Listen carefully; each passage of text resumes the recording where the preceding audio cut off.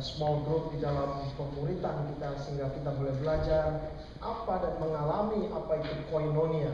Kita bukan sekedar belajar, tapi juga mengalami yang kita sebut, Alkitab sebut sebagai koinonia. Dan tema kita di dalam Kisah Rasul pasal yang kedua adalah bicara mengenai koinonia. Waktu Roh Kudus dicurahkan, waktu Roh Kudus pada hari Pentakosta menggenapi apa yang dijanjikan di dalam kitab Nabi Yoel mengenai turunnya Roh Kudus, maka yang terjadi adalah hidup berjemaat nampak di dalam kehidupan koinonia mereka. Bukan saja nampak di dalam hidup pribadi demi pribadi, tapi nampak di dalam hidup bersama mereka.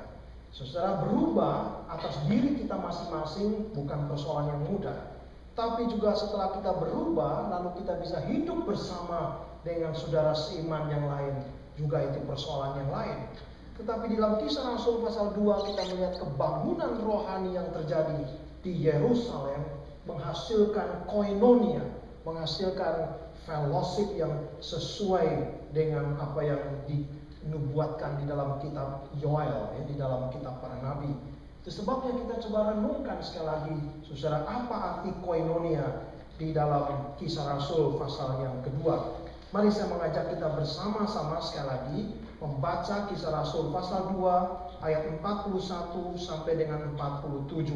Bagaimana persekutuan hidup bersama sebagai orang-orang yang sudah diselamatkan di dalam Tuhan Yesus. Nyata di dalam Kisah Rasul pasal 2 ayat 41 sampai dengan 47. Demikian firman Tuhan. Orang-orang yang menerima perkataannya itu memberi diri dibaptis, dan pada hari itu jumlah mereka bertambah kira-kira 3.000 jiwa. Saudara, jangan lupa waktu itu di kota Yerusalem paling-paling tinggal di sana sekitar 15.000 orang, saudara.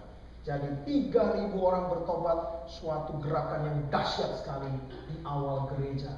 Kalau 3.000 dibandingkan kota Jakarta misal 20 juta, tidak terlalu nampak, bukan? Tapi yang hadir tinggal di kota Yerusalem hanya 15.000 pada waktu. Jadi 3.000, saudara bayangkan, di suatu gerakan yang dahsyat. Tapi setelah mereka bertobat 3.000 orang, lalu tidak berarti mereka kemudian hidup masing-masing lagi sendiri-sendiri. Tapi mereka dikatakan mereka bertekun dalam pengajaran rasul-rasul dan dalam persekutuan. Mereka tidak kemudian menjadi seperti pasir. Yang di dalam bahasa Jerman ada Gemeinschaft, ada Gesellschaft. Ada persekutuan kita seperti pasir yang kelihatannya kumpul, tapi kalau ditiup angin terbang semua. Kemarin malam setelah kunjungan ke rumah Pak Rudi, saya menikmati snow dari sini sampai dengan Burlington.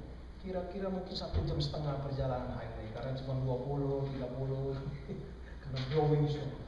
Tadi pagi dari Ancaster snow sudah berhenti, tapi angin tiba-tiba datang. Tiba-tiba snow itu wing sampai tidak kelihatan semuanya selama perjalanan di Ancaster Hamilton. Jadi kelihatannya bersatu, tapi begitu angin meniup, wing, langsung dia terbang memencar satu sama lain.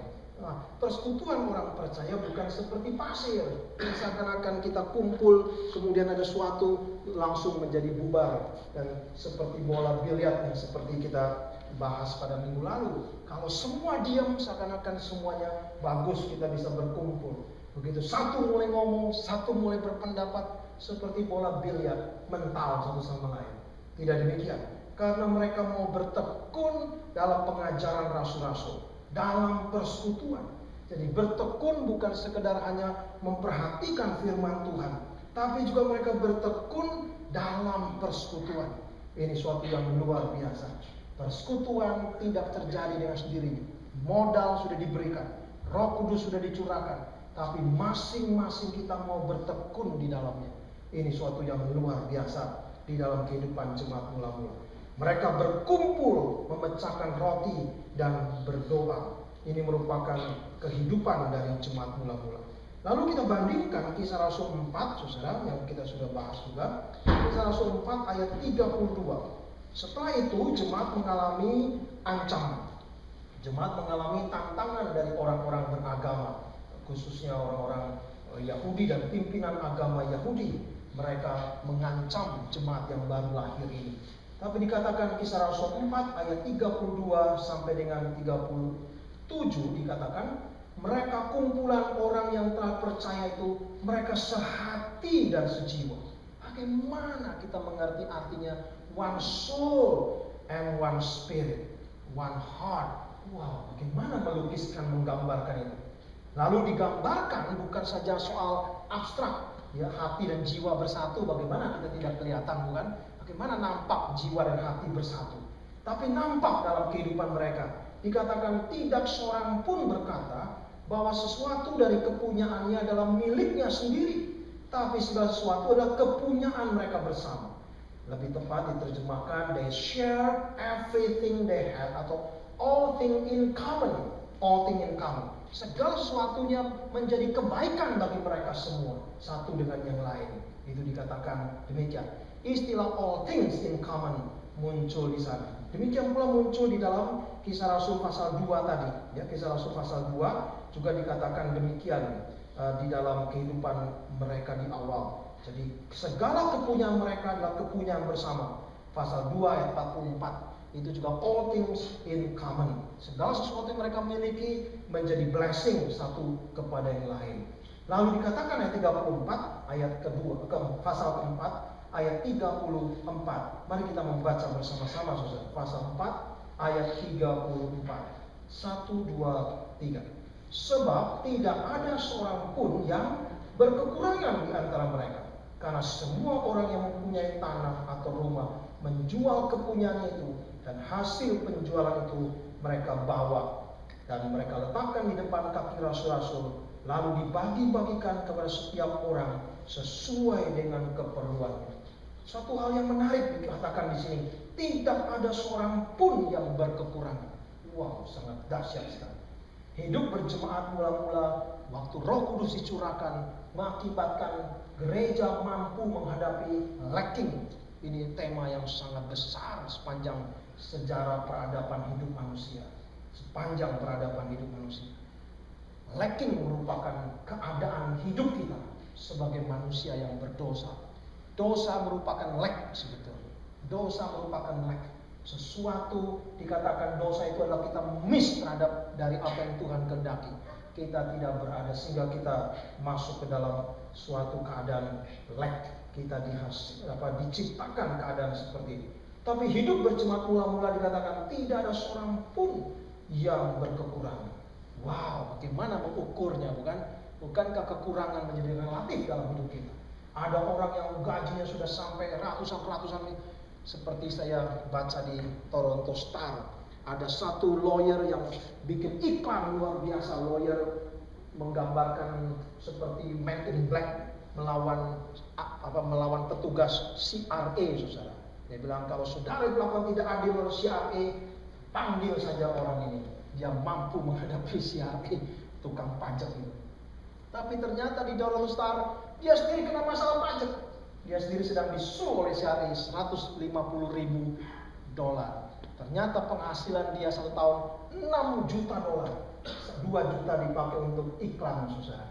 Tapi tetap dia tidak merasa cukup, saudara. Karena dia mempunyai seorang istri yang super cantik dari Rusia.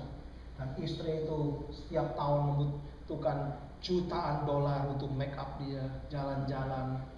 Dan menjadi berita hangat di Toronto Star. Wow, $6 juta satu tahun. Seperti apa ya kalau buat kita?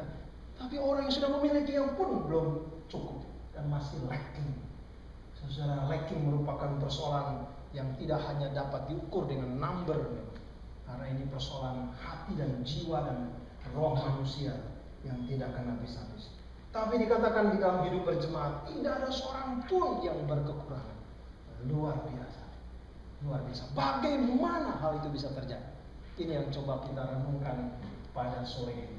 Bagaimana hal itu terjadi? Mungkinkah prinsip itu juga bisa kita alami di dalam hidup bergereja kita pada abad ke-21 ini? Mari kita tundukkan kepala. Sekali lagi kita minta pimpinan Tuhan. Tuhan Bapa di dalam surga, kami mohon belas kasihan kemurahan-Mu saat kami membaca dan merenungkan firman-Mu. Bukan sekedar teori dan pikiran manusia, tapi daripada firman kebenaran yang yang sudah Engkau genapi sejak awal gereja mulai pada hari Pentakosta.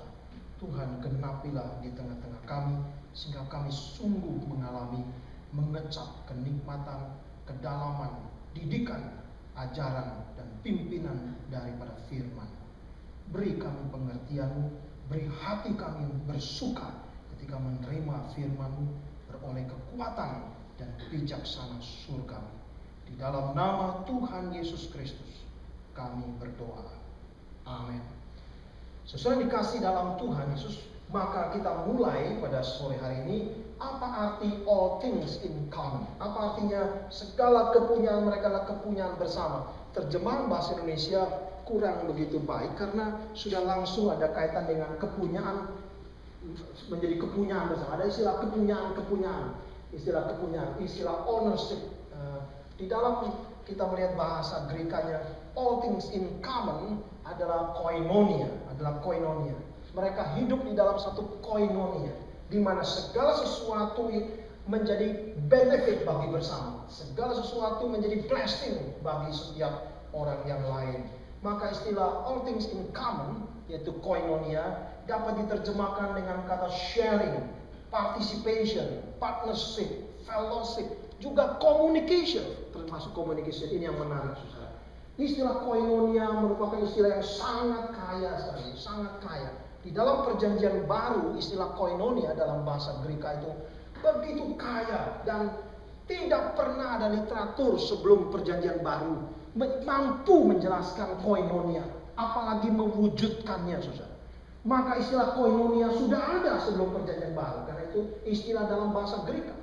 Tapi sebelum perjanjian baru, sebelum hari Pentakosta, tidak pernah, saudara, para filsuf memikirkan istilah koinonia sampai bisa ada wujudnya, seperti yang terjadi di dalam jemaat mula-mula di kota Yerusalem. Maka istilah koinonia mendapat penggenapannya di dalam perjanjian baru. Kekayaan istilah itu menjadi wujud yang konkret di dalam kehidupan berjemaat di dalam perjanjian baru, sejak kedatangan Tuhan Yesus dan sejak pencurahan Roh Kudus di dalam kehidupan berjemaat. Itu sebabnya pengertian all things in common bisa juga sharing, participation, partnership, fellowship, dan communication. Tetapi ada satu kesamaan dari semua istilah ini kalau kita pikirkan mengenai communication. Communication artinya sebelum saya khotbah, saya berdoa, saya siapkan bahan, saya baca literatur, saya baca lagi Alkitab, saya bandingkan ini bandingkan itu, saya doa lagi, dan tapi itu ada di dalam pikiran saya, di dalam hati saya. Begitu saya naik ke mimbar ini, kemudian saya khotbahkan, share apa yang saya sudah siapkan itu. Maka waktu saya sharekan, ada communication, to communicate, saya menyampaikan itu. Maka waktu saya menyampaikannya, maka apa yang saya gumuli, saya doakan, saya persiapkan, menjadi all things in common. Menjadi all things in common. Menjadi milik bersama, saudara. Itu communication. Maka saudara harus hati-hati kalau tulis status di Facebook, kan? Begitu saudara keluarkan isi hatimu yang terdapat di Facebook. Begitu kamu sentek all things in common. Yang menjadi milik bersama, saudara. Seluruh dunia itu all things in common. Careful, karena itu harus communicate, dan itu awalnya dari istilah koinonia, saudara. Facebook tidak mungkin ada, semua telekomunikasi sistem tidak mungkin ada idenya kalau tidak kembali kepada perjanjian baru, saudara. Serius, kekayaan warisan perkembangan seluruh peradaban barat tidak pernah ada idenya, tidak akan pernah muncul ada wujudnya kalau tidak ada idenya di awal. Maka communicate, koinonia itu artinya apa yang ada di dalam diri saya sendiri, apa yang ada di dalam diri saudara masing-masing, tiba-tiba menjadi all things in common. Maka waktu all things in common, harus kita pikirkan be blessing satu dengan yang lain, menjadi berkat bagi satu yang lain. Itu koinonia. Jadi sebabnya Rasul Paulus berkata, jikalau kamu berkata-kata, hati-hati dengan perkataanmu. Kalau kamu bertindak, hati dengan tindakanmu. Karena waktu kita mulai bertindak sesuatu, dari dalam diri kita tiba-tiba menjadi all things in common. Sesuatu yang masih saya pikirkan, gumuli, waktu saya ucapkan, menjadi all things in common. Itu sebabnya kita harus pikirkan bagaimana itu menjadi big blessing satu kepada yang lain. Karena koinonia ada unsur juga communicate, menyampaikan, memberikan, sharing, participation. Saudara dikasih dalam Tuhan, maka kita melihat koinonia merupakan sesuatu yang luar biasa. Dari masing-masing ada pada diri kita masing-masing. Ada pada diri kita masing-masing. Tiba-tiba sekarang menjadi all things in common. Dan waktu all things in common, lalu bisa menjadi blessing satu kepada yang lain. Menjadi berkat satu kepada yang lain. Itu artinya koinonia. Dan dengan demikian saudara, maka dikatakan Kisah Rasul 4:34, tidak ada seorang pun yang berkekurangan. Karena masing-masing kita mengeluarkan apa yang baik. Baik dari kantong kita, baik dari perkataan kita, baik dari pemikiran kita, dari hati kita, menjadi all things in common. Dan masing-masing menjadi berkat satu kepada yang lain. Maka tidak ada seorang pun dikatakan di dalam Kisah Rasul yang berkekurangan. Luar biasa. Saudara dikasih dalam Tuhan, kalau saudara membaca seluruh Alkitab, istilah lack menjadi sangat beberapa banyak sekali yang bisa kita lihat di dalam kehidupan kita. Alkitab nyatakan itu. Salah satu lacking yang dikatakan oleh surat Yakobus adalah jikalau ada seorang yang kekurangan hikmat. Jikalau ada seorang yang kekurangan hikmat, juga ada kekurangan secara material. Jadi bicara lack bukan sekedar hanya material, tapi juga wisdom. Bisa ada kekurangan penghiburan. Maka disebut ada Barnabas, the son of comforter, orang yang bisa menghibur orang lain. Karena ada orang yang lack penghiburan, ada orang yang lack pengharapan, ada orang yang lack kesukaan, ada orang yang lack ketenangan. Begitu banyak lack dalam hidup kita. Itu sebabnya saudara, lack bukan sekedar hanya material, tapi begitu banyak dinyatakan oleh Alkitab. Lalu jemaat dikatakan tidak ada seorang pun yang berkekurangan. Luar biasa saudara. Bagaimana hal itu bisa terjadi? Ini sesuatu yang sangat miracle yang dikatakan oleh Peterson, miracle of love and grace. Luar biasa. Nah, salah satu hal yang pokok saudara, kalau kita lihat di dalam rangkaian mengenai lack ini, maka sebelum kita memikirkan masalah lack secara material yang dinampakkan di dalam kehidupan berjemaat, tapi ada satu lack yang sangat mendalam, sangat dasar, sangat-sangat yang manusia kadang antara sadar tidak sadar, tapi menjadi sesuatu yang sangat primary di dalam hidup manusia, lack. Dan itu diungkapkan oleh Daud berkenaan dengan masalah dosa. Daud di dalam Mazmur 51, ketika dia sudah berdosa, ketika dia mengambil Batseba dan membunuh suami dari Batseba, Uria, orang Het itu. Lalu Daud sadar ketika ditegur oleh Nabi Nathan, dia baru sadar dia lack. Sebelumnya dia merasa saya raja, apa yang saya inginkan bisa saya dapatkan. Waktu dia melihat kecantikan Batseba, dia merasa dia berhak mengambil Batseba karena dia raja, dia berkuasa. Maka kalau dia merasa ada suatu keperluan, dia bisa dapatkan apapun, dia bisa ambil apapun. Lalu Daud mengambil Batseba. Tapi celaka, begitu sudah ambil Batseba, bukan berarti dia terpuaskan. Bukan kata dia merasa desire, ada kekosongan, lalu dia ambil istri orang lain, dia ambil untuk menjadi miliknya. Seharusnya dia puas, tapi justru Daud semakin lack. Waktu Tuhan berkata melalui Nabi Nathan, maka Daud sadar bukan sesuatu yang memuaskan dia. Dosa justru menjadikan dia lack, yang tidak dapat dipuaskan oleh apapun. Maka Daud berseru satu kalimat yang sangat penting di dalam seluruh Mazmur. Daud berkata, ya Tuhan, jangan ambil roh-Mu daripadaku. Wah, ini perkataan yang sangat dahsyat saudara di dalam seluruh Mazmur. Daud tadi merasa ada desire, dan desire itu sebetulnya karena ada lack. Kalau saudara lihat iklan itu semua ingin membangkitkan lack di dalam diri kita. Bayangkan kalau iklan orang ngisep rokok lalu Marlboro Country, naik kudanya sangat gagah lagi.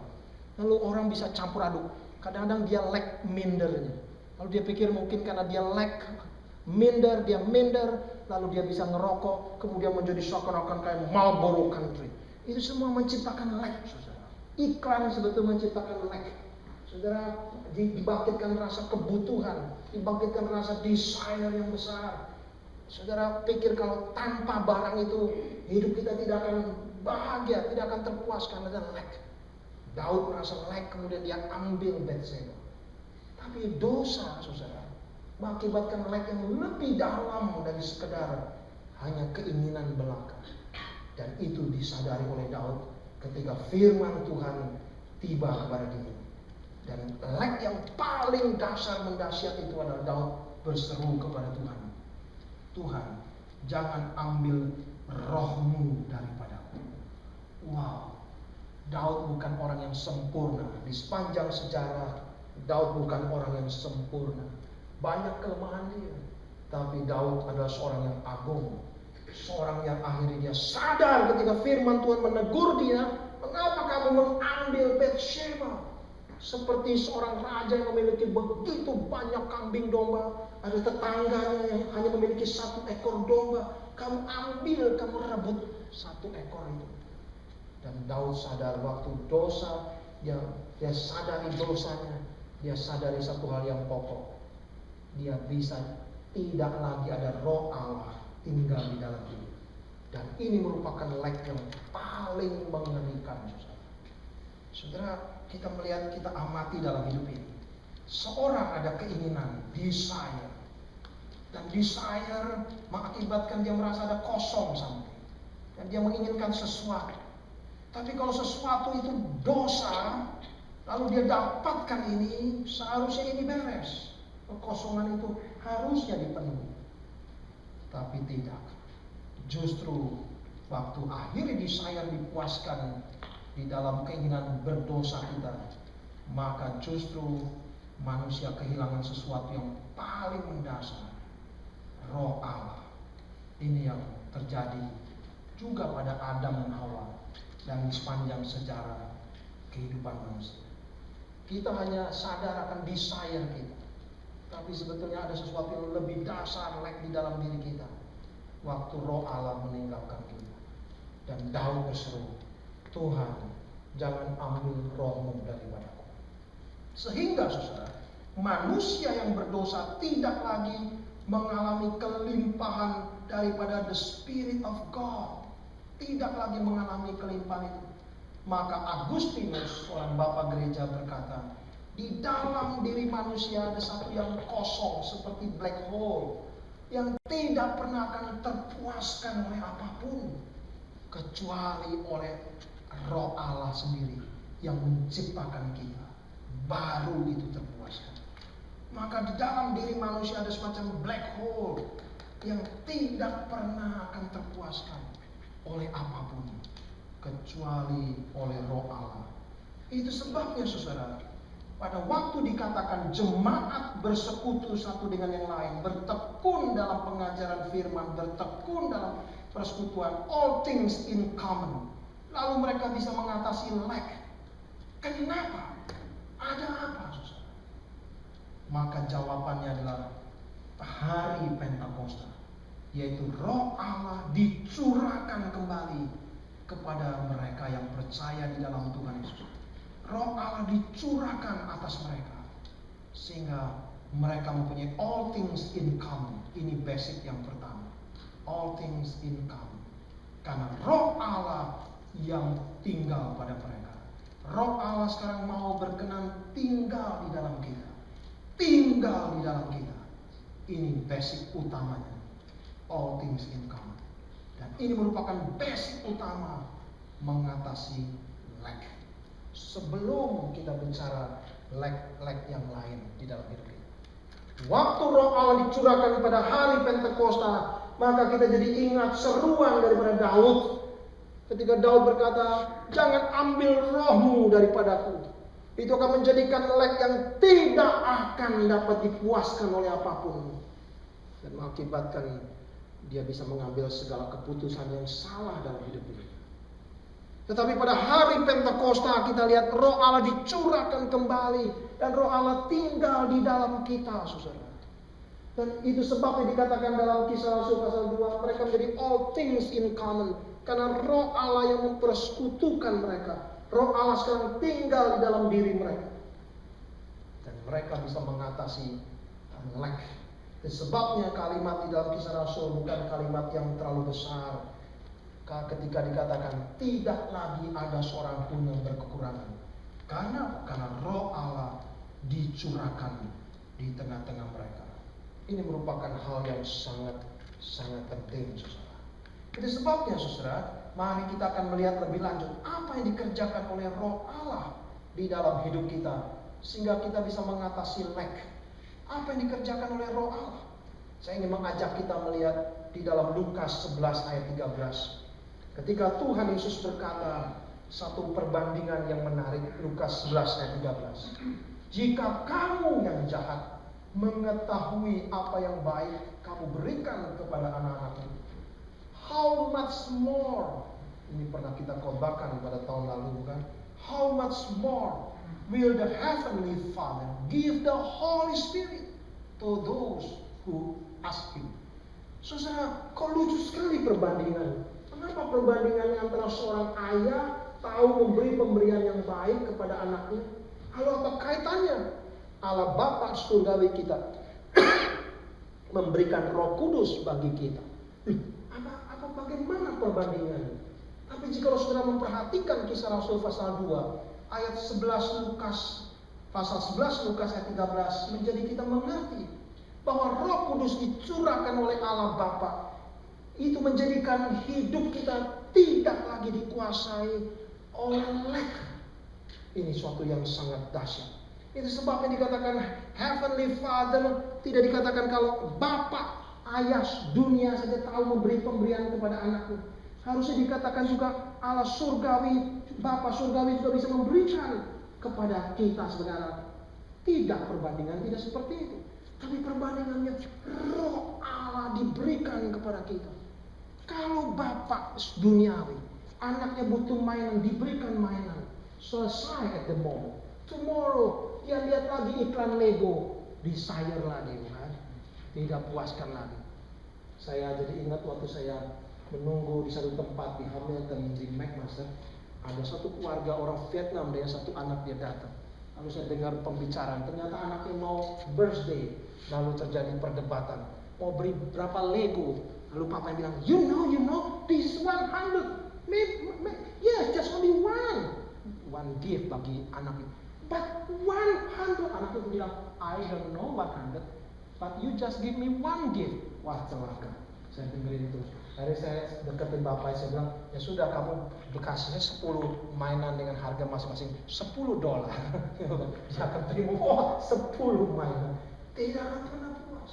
Itu sebab perbandingan tidak dikatakan kalau ayah duniawi bisa memberikan pemberian, ayah surgawi juga bisa. Tidak. Tapi the Father give the Holy Spirit. Wow. Yang suatu yang perbandingan yang suka dijelaskan, sekalipun dengan kata how much more, karena memuaskan lacking kita. Siapa kita yang bisa membereskan masalah lack, saudara? Siapa suami, istri, anak, orang tua, siapapun dia yang sanggup memuaskan lack di dalam diri kita? Tidak ada. Hanya Bapa surgawi, karena dia memberikan Roh Kudus kepada kita. Jadi sebabnya saudara, di dalam akhir kebaktian kita selalu menerima berkat Tuhan dari 2 Korintus 13 ayat 14. Di dalam bahasa Inggris ayat 14, dalam bahasa Indonesia ayat 13. Di situ dikatakan the grace of our Lord Jesus Christ and the love of God and the fellowship of the Holy Spirit. Apa maksud Rasul Paulus mengkaitkan Holy Spirit dengan fellowship, dengan koinonia, saudara? Ini suatu yang besar, saudara. Sangat-sangat besar kalimat ini, satu ayat ini. Jikalau anugerah datang dari Tuhan Yesus Kristus, kita jelas. Karena dikatakan oleh Injil Yohanes bahwa anugerah diberikan melalui dan di dalam Tuhan Yesus. Jikalau kasih kita terima dari Allah Bapa, kita jelas Yohanes 3 ayat 16. Karena begitu besar kasih Allah kepada kita. Tapi apa artinya? The fellowship of the Holy Spirit. Apa artinya? Koinonia daripada Holy Spirit. Wow, ini suatu yang besar. Apa artinya, saudara? Di dalam sepanjang sejarah, ayat the fellowship of the Holy Spirit menjadi suatu yang tidak habis-habis dibahas. Ada yang mempunyai pengertian bahwa fellowship terjadi karena Roh Allah. Di mana Roh Allah hadir, kita mengalami koinonia. Di mana Allah hadir, kita bisa bersekutu dari orang yang berbeda, karakter berbeda, kepentingan berbeda, pikiran berbeda, emosi berbeda, pembentukan berbeda. Gereja bisa bersekutu hanya kalau ada Roh Allah. Bisa juga pengertian itu, saudara.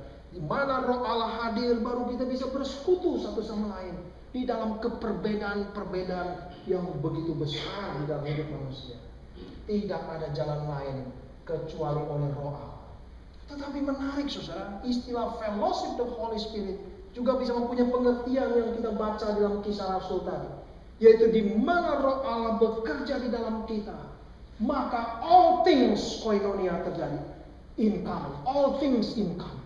Lalu akhirnya menjadikan masing-masing kita bisa mengatasi lack, masing-masing kita bisa dipenuhi lacking kita, sehingga bisa melayani di tengah-tengah dunia ini. The fellowship the Holy Spirit juga bisa mempunyai pengertian di mana Roh Allah bekerja di dalam diri kita masing-masing. Maka segala yang Tuhan karuniakan kepada kita masing-masing bisa menjadi all things in common. Maka saudara kalau membaca di dalam 1 Korintus 12 mengenai karunia-karunia Roh, di situ dikatakan setiap orang mempunyai masing-masing karunia, tapi semua karunia itu menjadi all things in common. Saudara, saya mengamati kadang-kadang di dalam gereja-gereja yang menekankan karunia-karunia Roh Kudus, seakan-akan karunia Roh Kudus hanya menjadi milik pribadi. Seakan-akan kita berkata, wah, orang ini hebat punya karunia ini, orang ini punya karunia ini. Tidak seperti itu, saudara, di dalam fellowship of the Holy Spirit. Karena masing-masing di dalam varietinya, dalam keunikan masing-masing, Tuhan memberi masing-masing keunikan. Tapi yang tampak adalah all things in common. One body of Christ. All things in common. Tidak lagi sekedar menjadi ownership. Oh, saya punya karunia ini, you punya karunia itu, dia punya karunia, seperti ownership, saudara. Tidak. Karena begitu Roh Allah bekerja di dalam diri kita, memberi kita kemampuan, karunia, talenta, langsung terbentuk menjadi fellowship the Holy Spirit. All things in common.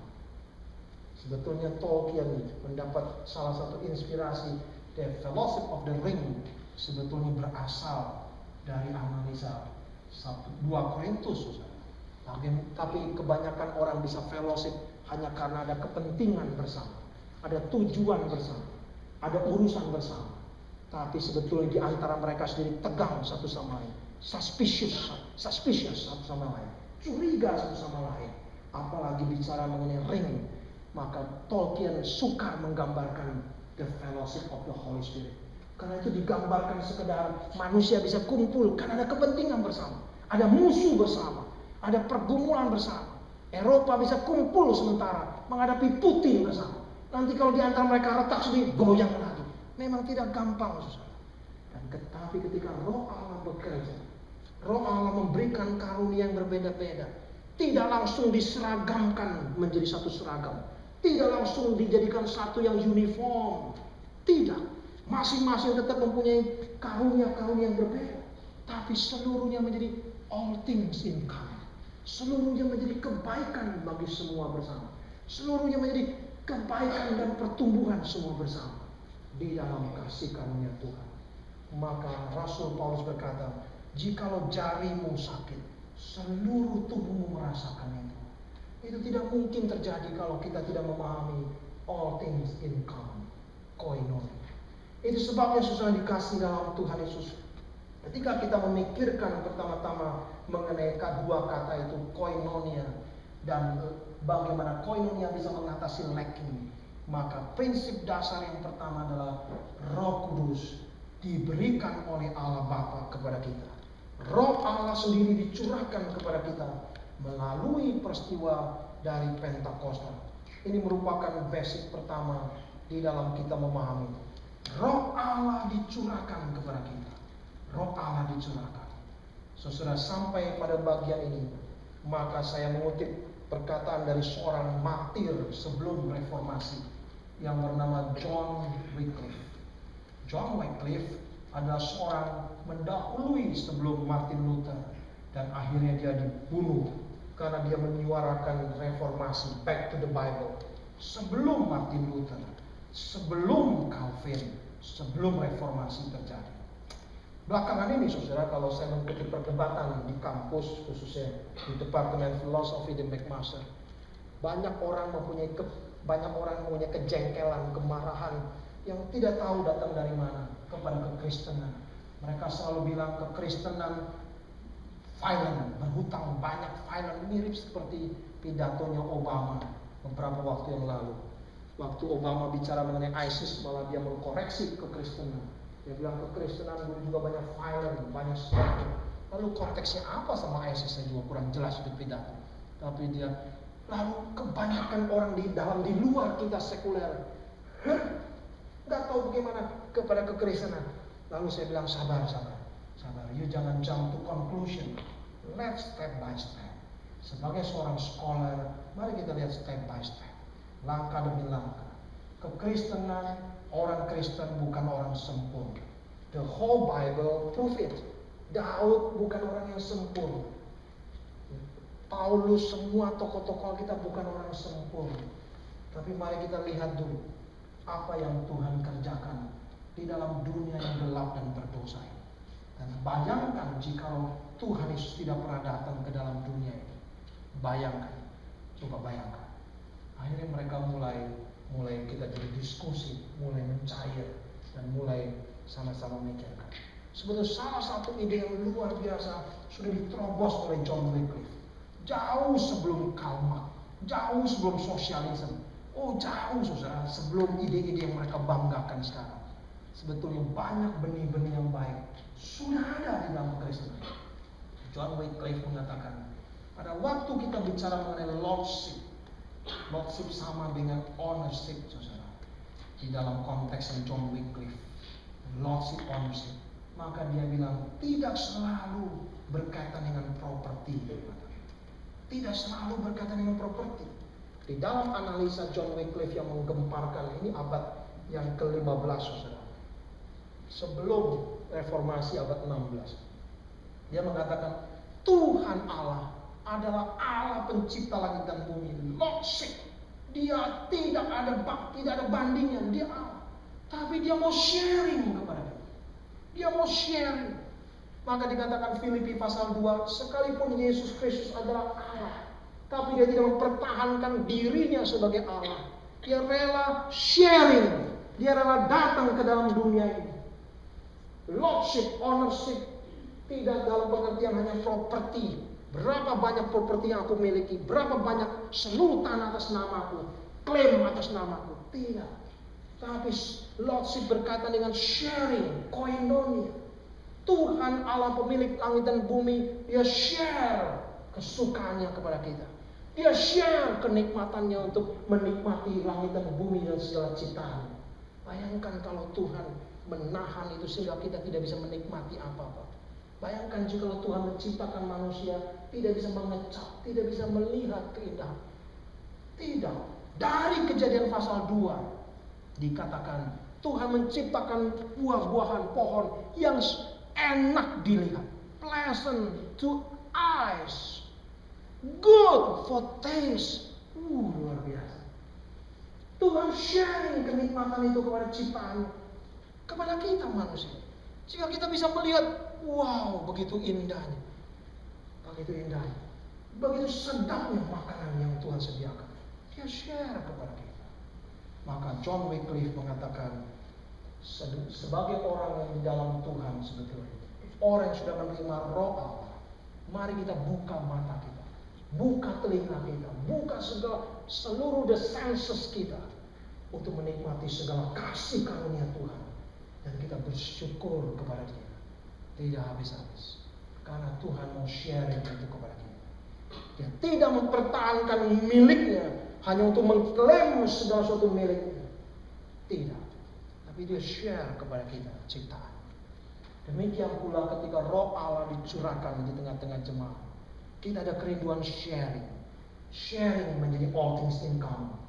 Dan ujiannya adalah ketika all things in common, mari supaya kita masing-masing tidak lagi hidup dalam lacking. Yang kurang bijaksana, berolehlah bijaksana. Yang kurang pengharapan, berolehlah pengharapan. Yang kurang ketenangan, berolehlah ketenangan di dalam Tuhan. Satu kepada yang lain kita berbagi. Itulah gereja Tuhan. Itulah gereja Tuhan. Ketika kita mau membuka hati kita dipimpin oleh Roh Allah, keunikan kita masing-masing menjadi all things in common together.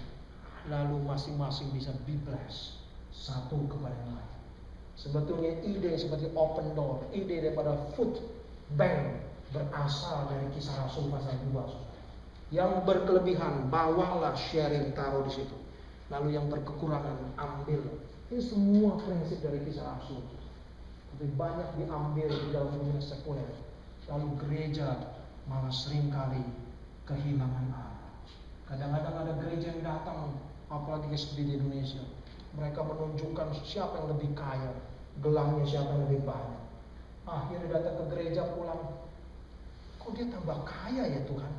Saya kenapa jadi begini-gini terus? Wow, datang ke gereja menjadi lebih lacking. Bukan lacking kerinduan kita dipenuhi dalam Tuhan. Jangan-jangan segala kebaikan di dalam Kisah Rasul diambil oleh dunia. Gereja miskin. Gereja kehilangan itu. Kadang-kadang saya bertemu dengan orang dunia yang lebih humanis, seakan-akan lebih human daripada orang Kristen juga. Bukankah itu ironis? Kadang-kadang tetangga kita mungkin bisa lebih baik meskipun dia bukan Kristen. Bukankah itu ironis? Meskipun kalau kita lebih dalamin, persoalan juga banyak. Tapi jangan-jangan segala kebaikan Kisah Rasul justru ada di dalam dunia, kehilangan di dalam gereja. Mari kita mohon sekali lagi Tuhan memperbaharui hidup kita, sehingga kita boleh berbagi satu sama lain dan tidak lacking di dalam segala yang baik yang Tuhan sediakan bagi kita. Mari tundukkan kepala, kita masuk di dalam doa.